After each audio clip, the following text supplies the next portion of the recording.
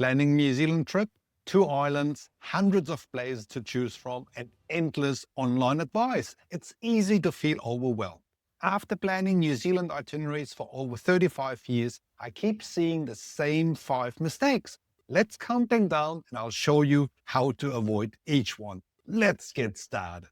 Mistake number 5. Most people fly into Auckland and they assume they have to fly out of Auckland again. So they build a loop down the North Island, across to the South Island, around there and all the way up again. But here's the thing. This is not a loop. It's a waste of your time, as you just spend days of your holiday driving around roads rather than in the many scenic places. So important to know, Singapore Airlines, Emirates and Qatar, they fly into Auckland as well as to Christchurch. So here's a way this could all work for you without backtracking on the road. On the North Island, pick up a rental car in Auckland, travel to North Island and drop off the car back to Auckland Airport. That's a genuine loop. It's a good one as you have a larger choice of rental operators. Then take a domestic flight to Christchurch or Dunedin, which is also provides the best fares from Auckland. In the South Island, pick up another rental car and drop it off in Nelson Airport, or you could drive it back to Christchurch. In any case, fly back to Auckland. These flights will cost you $200 per person if you book them 6 months out. But that saves so much time on the roads and money in your pocket when you consider the ferry costs, like $400 for 2 people in the car, the fuel costs easily $200, as well as the potential that you need less rental car days, which is another few $100s you can save. In my experience, this really works. Another issue some travelers panic is when they hear about one-way fees. So here are the facts. Larger operators such as Hertz, they will charge you $200, $250 one-way fee. But with a bit of planning, most operators will waive that if you rent more than 5 days. Every operator has a little bit of a different policy, so check it out. I've put a link in the description box below to the price comparison website Discovery Cars, where you can find a large range of rental options, prices and policies. I can recommend this site as I'm using it for my personal travel as well. So that's the first mistake for your planning. If you have any other questions you want to have a video about, let me know in the comments box below, as I do those videos for travelers like yourself to have a trip of a lifetime. Mistake number 4, another classic that most travelers go to the same places as everyone else is going to. Often when you're doing your research on New Zealand, you will come up on the other side with 5 names every time. Rotorua, Milford, Queenstown, Auckland, and maybe Wellington. Fair enough, as these places have big marketing budgets, and there's nothing wrong with this place as such. But here's the thing, some of these places have become so busy that the feedback I'm often getting from my traveling guests is that they are now trying to avoid them and prefer to go places outside these key centres. One classic example is Queenstown, which is New Zealand's tourism hub. The village of Arrowtown is only 15 minutes drive away. Cromwell is about 15 minutes from Queenstown, and Clyde 1.5 hours or so. Also, Wanaka is still a decent town, still has everything you need at about an hour and a bit. Same lakes, same mountains, these are your alternatives if you want to go a little bit off the beaten. So what's a better move? Base yourself outside the hub and drive in for the day, not the other way around. The same story applies for the North Island. Everybody books Rotorua. An idea is to base yourself in Taupo instead. The Tongariro National Park, the whole volcanic area are at your doorsteps. The lake is right there, and Rotorua is an easy day trip away if you want to do so. The real New Zealand is in smaller places. It always has been that way. Now stay with me, because what's coming up next is the part most people get completely wrong. In about 2 minutes, I'm going to show you a village of 400 people that has beds for 3,000 and still sells out. But first, distances, because this is where often the trip actually breaks. Mistake number 3, underestimating distances. You look at New Zealand on a map, 2 islands, long and thin. Compared to Australia, compared to the States, compared to home, it looks small. So you think I can do this all in a couple of weeks? You're wrong. Cape Reinga to Bluff, top to bottom, it's about 2,100 kilometers of straight driving. If you're watching from the US, that's Los Angeles to Oklahoma, actually a little bit further. If you're in Europe, that's from Copenhagen to Rome. And our roads are not your roads. They are windy, up and down, left and right. The speed limit is 100 kilometers per hour, but across a whole New Zealand trip with a rental car, your average is about 80 kilometers per hour. That's the real number. So my golden rule, never plan more than 250 kilometers per day. That's it.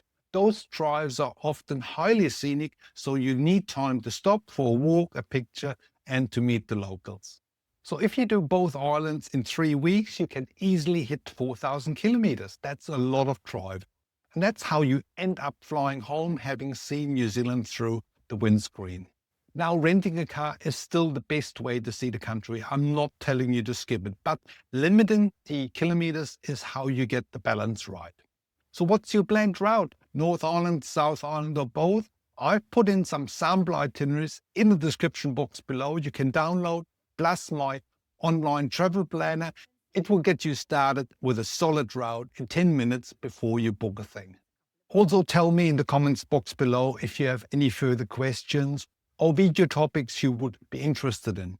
Remember, I'm here to help you with your travel planning for New Zealand.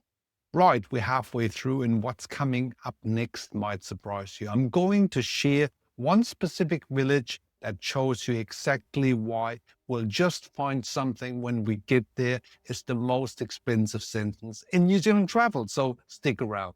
If you find this video helpful, please hit the subscribe button below to stay in touch for more helpful travel videos to come. Also, please tick that little like button as it helps our channel to grow. Thank you very much. Next up, booking too late. Mistake number 2. Remember what I said about the village with 400 people? Here it is, Franz Josef, 400 residents and beds for over 3,000 people per night. Sounds a lot, so you think, oh, all is good, plenty of room, just turn up.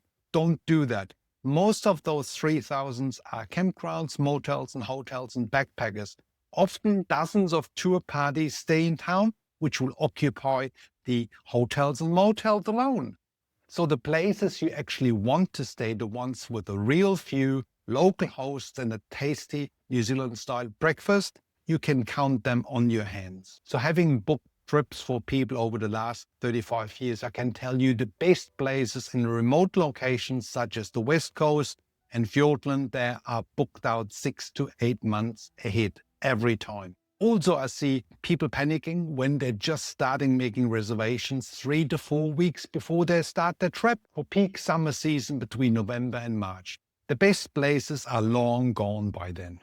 And some people even finish up sleeping in the car. That's not a horror story, that's reality. It's July right now. It's exactly the time to book for the next summer season. And it's not just the beds. Rental fleets are limited. Hobbiton tours that run every 15 to 20 minutes, and even they are always fully booked. So what to do? You don't need to book everything, but you need a good structure. Book the beds, the cars, and 2 or 3 tours you really want to do. Mistake number 1, here's what almost everybody does. They find a good flight deal, book it. Then they see a lodge that looks incredible, they book that too. Then a camper van because the rates were good. And then with 3 bookings already locked in, they open a map and try to build a trip that connects them. That's backwards planning, and it's the reason that the other 4 mistakes happen at all. Booked Auckland to Auckland before you knew you didn't need to. That's mistake number 5. You booked Queenstown because it was the name you knew, and that's mistake number 4. You booked stops that are 400 kilometers apart because on the map they look close. Mistake number 3. And you booked the wrong things too late because you didn't know what you actually needed until it was gone. Mistake number 2. So here's the planning order that works. Number 1, how much time do you actually have? 14 days, 21 days, 90 days. Number 2, what are your interests? Walking, wine, wildlife, remote places. Number 3, turn those 2 things into a route and decide on timing. Then, only then, you book. Routing and timing is 50% of your overall planning. Yes, 50%. The reservations are the easy part, and they come last. And my golden rule, minimum 2 nights anywhere that matters. That gives you 1 full day to explore. 1 day gives you a car park and a suitcase. 3 nights if you got the time for it. This planning strategy works whether you're traveling for 2 weeks or 3 months. The order doesn't change. Right, here you have it. 5 key mistakes when planning a New Zealand trip. Backtracking, same places, distances, booking too late, having the wrong planning process. Stick to my recommendations and you'll have one of the best trips in your life. And if you want to see what a proper route actually looks like, check out my New Zealand itinerary video samples up here. Thank you very much for watching. See you in the next video.